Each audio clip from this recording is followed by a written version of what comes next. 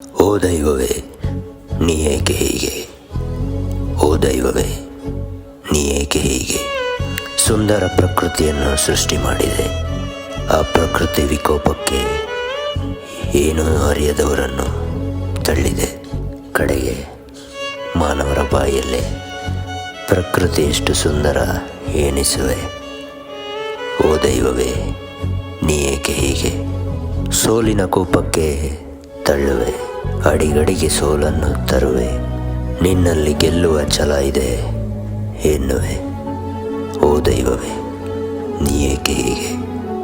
ಓ ದೈವವೇ, ನೀ ಏಕೆ ಹೀಗೆ?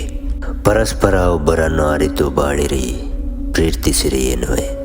ಪರಸ್ಪರ ಒಬ್ಬರನ್ನು ಅರಿತು ಬಾಳಿ ಪ್ರೀತಿಸಿ ಎನ್ನುವೆ. ಅರಿತು ಪ್ರೀತಿಸುವಷ್ಟರಲ್ಲಿ ಅವರನ್ನು ಕಣ್ಮರೆ ಮಾಡುವೆ. ಓ ದೈವವೇ, ನೀ ಏಕೆ ಹೀಗೆ? ಓ ದೈವವೇ, ನೀ ಏಕೆ ಹೀಗೆ? ಜೀವನದುದ್ದಕ್ಕೂ ಪಾಠಗಳನ್ನು ಕಲಿಸುವೆ.